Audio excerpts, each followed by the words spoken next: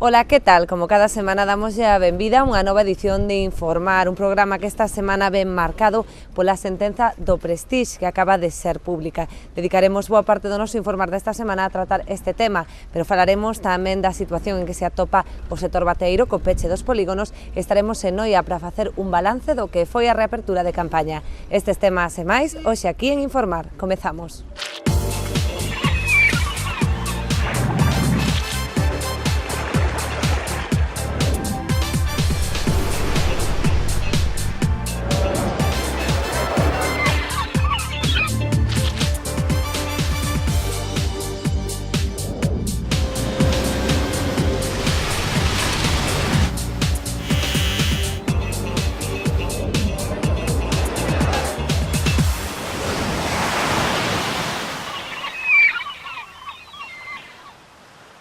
Sen responsabilidade penal para ningún dos principais acusados, así rematou o macroxuízo do Prestige cunha sentenza decepcionante para a maioría do sector. A reapertura da campaña en Noia despois de que tivera que ser pechada por mor da toxina está a ser moi satisfactoria. Aínda así seguen as discrepancias co colectivo crítico que esta semana denunciaba irregularidades na paisaxe das demasías.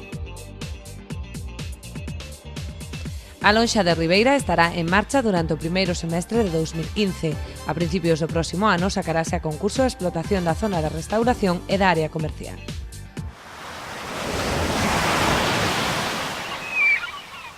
Decepción ante o fallo do xuízo do Prestige que exculpa aos principais acusados por este desastre medioambiental.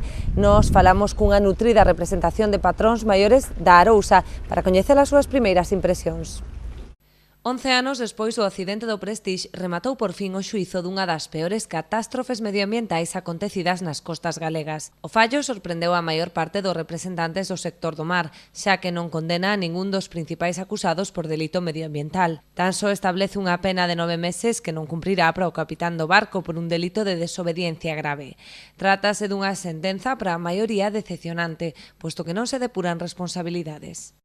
O que nos, extrañanos que non haya nadie culpable, que, vamos a ser desa maneira, conleva a que as indemnizacións, as posibles indemnizacións que tiñan que, os perjuicios que se causaron, e que foron, por un lado, cobrados por os mariñeiros e todo eso, non se contemplen aí, é dicir, non se vai a non haber nadie culpable, a mesma clasificadora, a aseguradora e todo, non parece ser, según escoitaban agora vindo no coche pa aquí, que non van ter tanta responsabilidade no pago, non?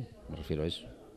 É máis extraña que sempre houbense a administración nos dos últimos casos para que podera reclamar despois as aseguradoras. E despois por parte do capitán e do maquinista que tiñan que ter alguna de culpabilidade en ese sentido, porque inda que non fixeron intencionadamente, sabrían que o barco, a clasificado que o barco non estaba en condicións ou en condicións polo menos para navegar por determinados mares ou soportar estes temporales que foi o que provocou o accidente. Quero dicir que de alguna maneira debía de haber, a sentencia debía de reflejar o daño que se fixo e que alguén fora responsable dese daño. Eso parece ser que non queda moi claro, eu entendino así. En principio é unha sorpresa, non? Unha sorpresa que unha sentencia pois tan, eu diría, escueta e contundente no aspecto pois de que nos pensamos que habría responsabilidades que depurar por parte de determinadas persoas. Bueno, neste caso o xudgar non estimaron así os xuíces. Eu teño que acatar a sentencia, aunque non comparto neste caso o criterio, non? Porque todos sabemos perfectamente o que aconteceu, menos uns poucos parece ser, non? O sea, de entrada eu creo que isto é simplemente pois un mal precedente a maiores no aspecto de que parece que vir a Galicia a contaminar pode vir calquera e lle sale moi barato, non? Por lo tanto, pois eu creo que iso de entrada é o sentimento que resumiría que teño eu neste caso. Hombre, eso toca, xa sabes como este país todo Dios se libra de todo e ao final quen se fastidia son os mismos sempre. Entendes? Isto é o que está pasando. País que sempre fomos deixando ir as cousas, deixando ir, e agora non hai Dios que colla nada, nin quen quer saber nada, nin quen é responsable de nada. Bueno, aquí só se está pouco se está, punto. Mais ben o que teñen que valorar son os xueces, non? Nós estamos en total desacuerdo que, un caso similar como ese, como afectados que fomos, non vemos moi razonable tampouco. porque creíamos que eso foi unha desproporción dunha magnitude moi grande para o que se pasou, non? Ora, non sei, eso hai que analizarlo ben e preguntar a ver como se fan as cousas, porque nós, a verdade é que non entendemos moi ben. Eu penso que non tiñan por que condenar a nadie, que foi, desde o meu punto de vista, que lle faz ahora un señor con 72 anos, manda lá ao cárcel. Eu penso que é unha tontería, eu penso que había que os xuízos tiñan que ser máis rápidos, haber unha responsabilidade que levaba a carga, mirar o barco nas condicións que estaba, e quen tiña que pagar foi o armador. É como pasa, ti estás traballando nunha empresa, non tes os medios de seguridade, de que é do obrero que van traballar sen din chamándoche para a casa, non lle queda máis remedio a ver o que traballar. E o capitán, pois, é exactamente igual, e a tripulación, pois, pasaría mismo. Á marxe da valoración da sentenza, algo no que coinciden en sinalar que é responsabilidade dos xuíces, os patróns maiores de algunhas das confrarías afectadas consideran que non estamos moito máis preparados no caso de repetirse un accidente similar.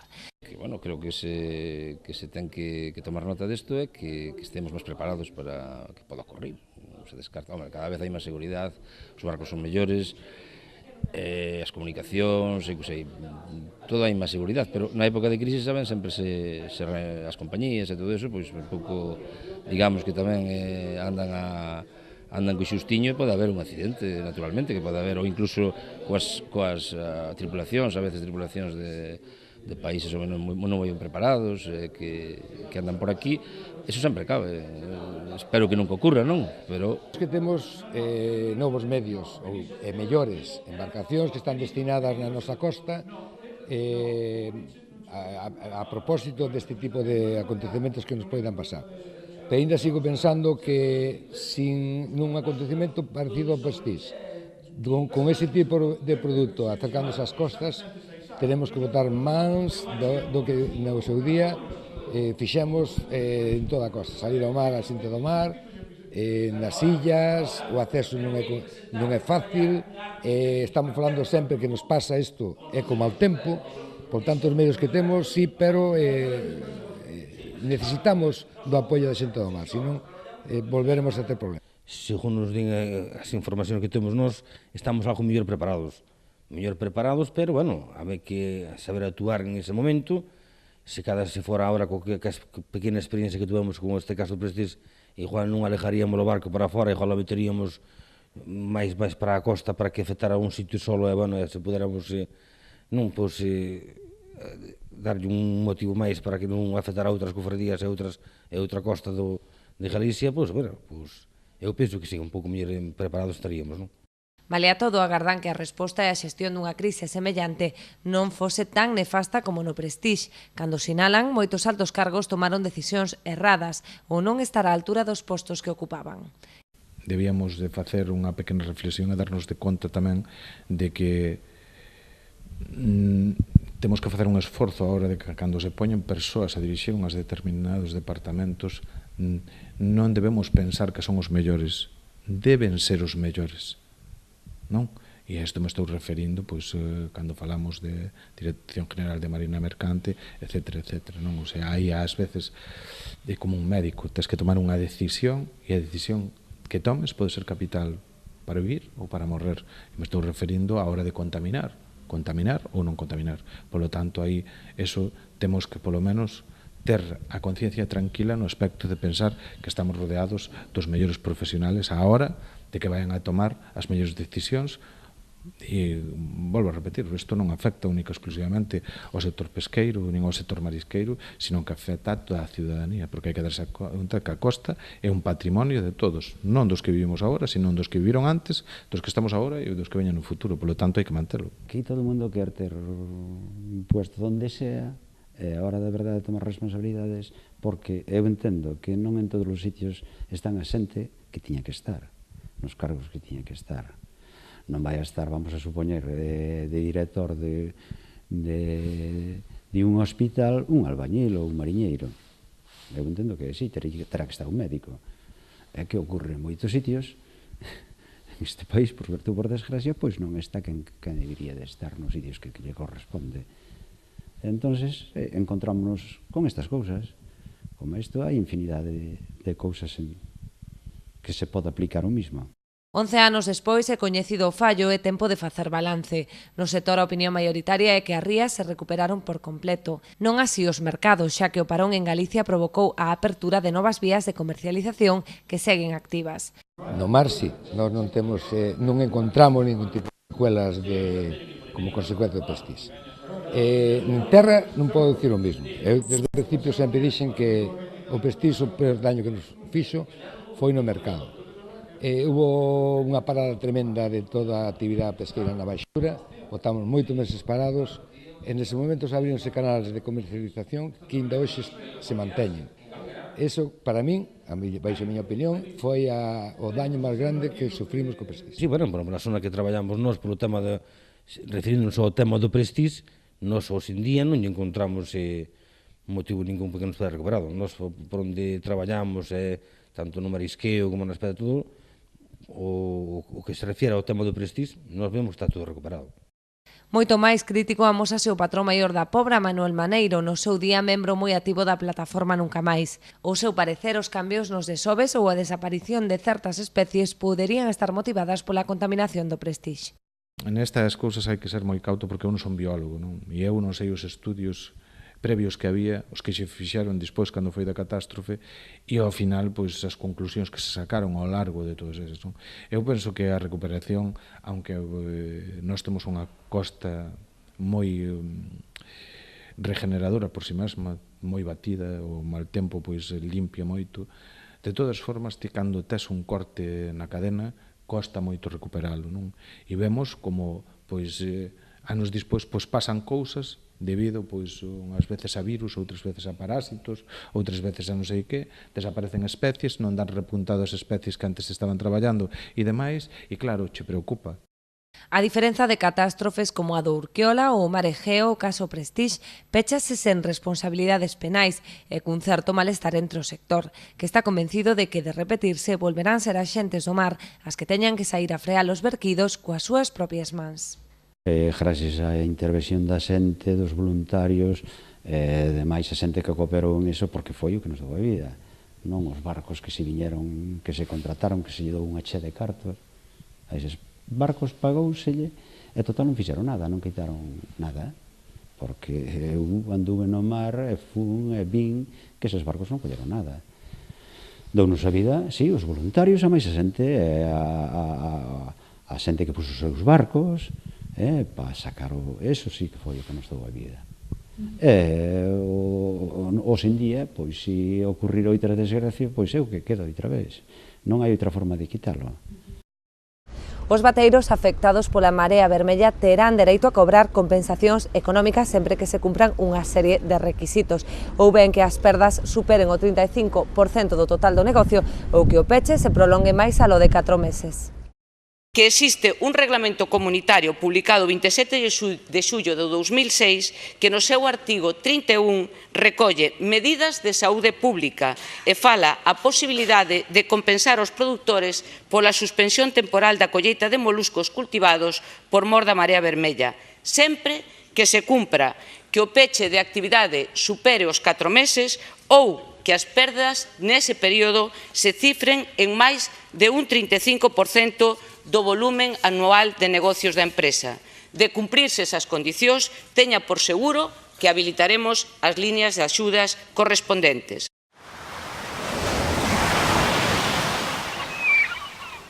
As perdas económicas que unha marea vermella pode causar no sector mexilloeiro ou suspender a actividade son normalmente insignificantes ou nulas. E no caso do episodio de toxina que se detectou o 9 de outubro, máis aínda pola sinxela razón de que a meirande parte do molusco que estaba en proceso de comercialización non se perdeu ou poder ser devolto ao mar. Con estas palabras, a directora do Intecmar, Covadonga Salgado, respondeu na Comisión de Pesca do Parlamento Galego ás acusacións de desamparo ao sector tras o peche preventivo de bateas decretado a principios de outubro. As increpacións viñan dos deputados na oposición. O socialista José Ramón Val botou en cara a directora do Intecmar que actuaran de xeito improvisado e sen prever medidas compensatorias para os mexilloeiros que tiveron que devolver o produto recollido ao mar ou os mariscadores, caso dos de Noia, que quedaron coas mans baleiras só un día despois de iniciar a campaña. Tanto Val como o parlamentario da Alternativa Galega de Esquerdas, Juan Fajardo, responsabilizaron desta situación a política de recortes practicada pola Xunta no Centro de Investigación. Covadonga Salgado negou este punto asegurando que nin houbo recortes en pagas extra nin en persoal. Dende as filas nacionalistas, Daniel Rodas lamentou que no Intecmar non se realicen mostreos nas fins de semana, posto que os 2 últimos episodios de toxinas, asegurou Rodas, coincidiron en fin de semana e foron un desastre. Covadonga Salgado rebateu o argumento asegurando que no Intecmar traballan sábados e festivos seguintes a días laborables, aínda que recoñeceu que nestes casos só se fan mostreos de xeito extraordinario. Ante as acusacións de teren actuado de maneira irresponsable nas xornadas que rodearon o peche masivo de polígonos, a titular do Instituto relatou de xeito exhaustivo o volume de análises que se fixeron entre o luns 30 de setembro e o martes 8 de outubro, 408 en total, chegando a facerse nun só día 109. Segundo Covadonga Salgado, as queixas do sector mexilloeiro por teren que devolver o produto ao mar están infundadas e son unha constante, asegurou a técnica, cada vez que se decreta un peche de polígonos por marea vermella. En canto á solicitude de axudas en compensación por posibles perdas, a directora do Intecmar lembrou que o Fondo Europeo de Pesca establece como requisitos para a concesión de subvencións que tiveran pasado 4 meses de inactividade ou se perdera un 35% do volume anual de negocio por mor do episodio de toxina. De cumprirse estas condicións, sentenciou Salgado, serán atendidas. 2 semanas despois de que se reabrise a campaña marisqueira en Noia, que tivo que pechar por mor da toxina, o balance está a ser bastante satisfactorio. Hai marisco de abondo e de boa calidade, aínda que os prezos xa non son tan elevados como nas primeiras xornadas. Boas impresións na lonxa de Testal nesta terceira semana de campaña que se veu demorada pola presenza da toxina. Dende a súa reapertura as capturas están a ser boas, con bastante berberecho de primeira e sobre todo de segunda. Ben, bastante ben. Vai vendo, vai a menos, pero vai a vendo. Capturas e boa calidade? Sí, falta un poquinho de primeira, pero o segunda vai bastante ben. Sí, teño cupo, sí, é boa calidade. Os prezos que nas primeiras xornadas marcaron valores moi altos comezan a descender, aínda que as cotizacións son bastante boas para esta época do ano. Os precios van indo costa abaixo, baixando cada día un pouquiño máis, polo resto moi ben. Moi ben, o tempo agora parece que acompaña un pouco mellor esta semana, as mareas son un pouco malas, que son mareas mortas, estamos traballando con mar cheo de todo, pero polo resto, bueno, vamos collendo as capturas bastante ben, aumentouse media hora máis esta semana, que facía falta, que agora o tempo era moi xusto, parecía que estábamos aí con látigo para poder dar collido o cupo, e do resto bastante ben. Din que agora o berberecho, cas chuvias, a medida que van pasando as cerca de diciembre, que vai disminuindo a comida, o sea, que vai tendo menos comida dentro, pesa menos, dalle menos rendimiento a hora de enlatar as conserveras, entonces en proporción, se lle fan falta máis berberechos para unha mesma lata, e baixan o precio. En tema de precio vamos para baixo, non vamos para arriba. A moita cantidad baixa o precio, pouca cantidad sube o precio. Os bons resultados fan augurar unha campaña de Nadal exitosa, xa que se reservan bancos con bivalvo de excelente calidade. A ver se aguanta hasta o final da campaña, non? Porque ainda falta bastante para o Nadal, e, bueno, a xente está facendo cartos, e a ver se non se manteñen os precios, bueno, está indo con normalidade, estamos contentos, non? Xa que pasamos un mal trago ca toxina, incluso hubo amenazas de chuvia, e, bueno, agora parece que tamén dan bo tempo, e, bueno, está valendo bastante ben, e ver se hasta o Nadal e hasta a fin de campaña se fai ainda unha boa campaña, ojalá que sea. Sí, porque ainda temos bastante marisco aí por riba das bollas, hasta pedras, e, bueno, hai bastante berberecho e de boa calidad, pensamos que hasta xaneiro, hasta últimos de Nadal, pois vai haber bastante marisco e de boa calidad, sobre todo berberecho e máis a meixa babosa, e, bueno, eu penso que se vai facer un bo xornal hasta o Nadal, e ojalá que así sexa, non? E despois, bueno, despois de xaneiro a marzo, xa sabemos todos que hai que ganar o día, non? Un xornal xa máis baixo, e, bueno, a ver se aguanta a campaña hasta finales de marzo, e, bueno, todo con normalidade, que iso é o principal, que non veñan riadas nin cousas desas, non?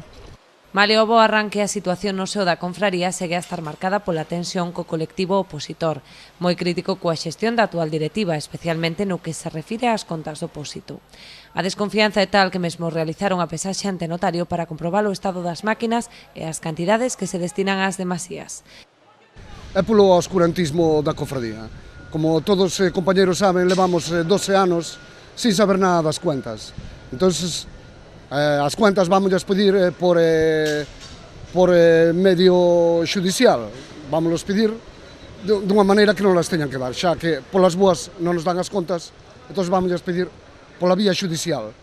Entón, o motivo que traemos ahora aquí a notaria, nós non sabemos cando nos den as contas a ver como están e como está o tema das demasías. Entón, ahora vamos ante o notario, vamos a pesar o cupo dos berberechos, que son os 40 kilos, e vamos ver o que nos dan nas máquinas clasificadoras. Porque, como todos sabedes, as máquinas clasificadoras estas teñen un programa que, como non cheques aos 1000 gramos, non che dá a unidade.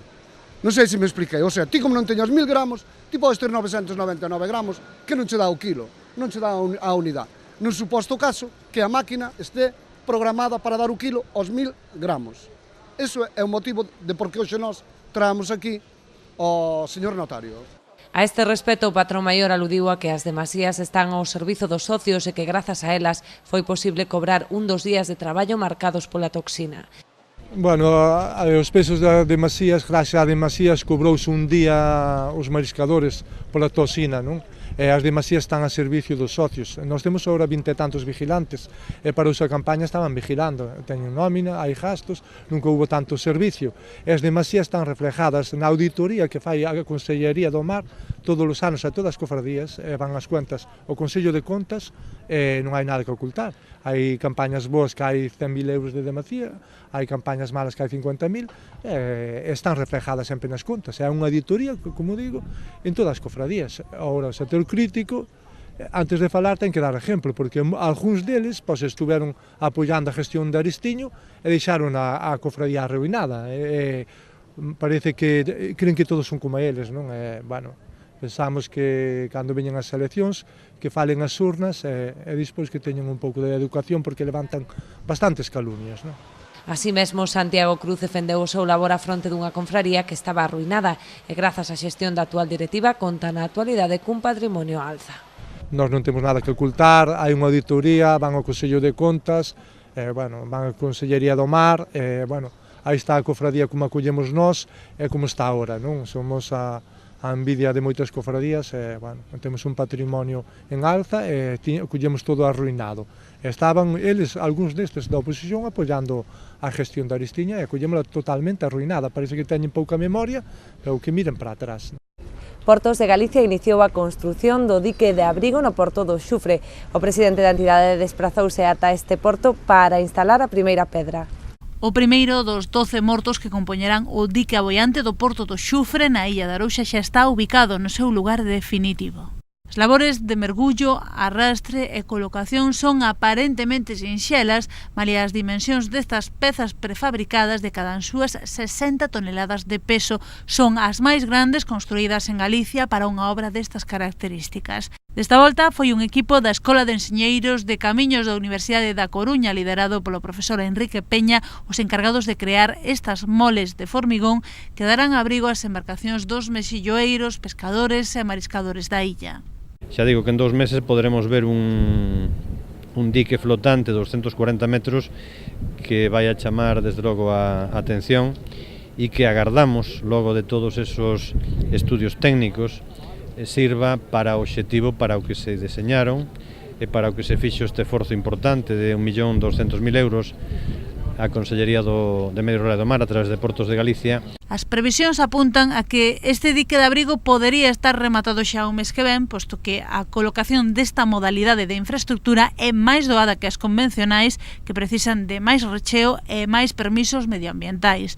Foron estes, precisamente, algúns dos puntos que determinaron que se escollese este tipo de infraestructura fronte a outras posibilidades. Que me parece que vai a ter ao redor un peso de 2.000 toneladas, 240 metros lineais, 5 de ancho e 12 módulos de 20 por 5, máis 60 mortos, 12 toneladas, que son os que suxeitan os módulos, digamos, a cadea aos propios mortos.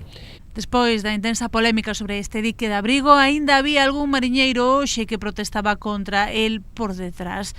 José Juan Durán defendeu que a actuación que se implantaba hoxe era axeitada e é apoiada pola inmensa maioría. Nos, no seu día, tuvemos unhas xuntanzas e dun xeito mayoritario o sector profesional, a cofradía, dun xeito mayoritario, apostou por este deseño. E eu creo que cando se fai unha aposta mayoritaria, pois o que hai que facer é botar a andar, porque eu creo que o importante é falar de dotar de abrigo o xufre, e que é o obxectivo que perseguimos todos coa posta en marcha deste proxecto. Creo que é o que hai que salientar e non outro tipo de cuestións. A finais de ano, unha ringreira de módulos de 240 metros de longo pecharán a punta do Aguiuncho, protexendo as embarcacións de posibles embestidas de temporais, sen menoscabo de futuras actuacións que se poidan desarrolar neste entorno portuario no futuro. As obras da futura lonxa de Ribeira avanzan a moi bo ritmo, o que permitirá que se cumpran os prazos previstos. A nova instalación podería estar en servizo durante o primeiro semestre de 2015.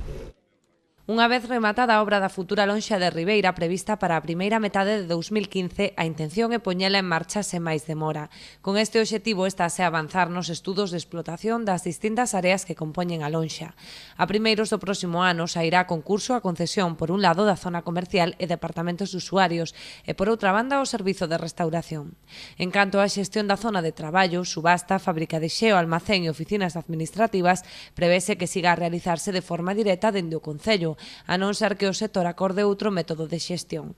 Están dando os pasos necesarios de estudios de explotación, de o que son os estudios de concesión das partes de esa lonxa, se deron a conocer as posibilidades que hai, que parece que ten máis visos de levarse adiante é, por un lado, a explotación en sí da lonxa, é dicir, do que é traballo de subasta no que se levaría, digamos, unha concesión que abarcaría o que é tamén a fábrica de hielo, o que é tamén o depósito de caixas e o que son as zonas de exposición e subasta, así como as oficinas administrativas para o funcionamento da lonxa.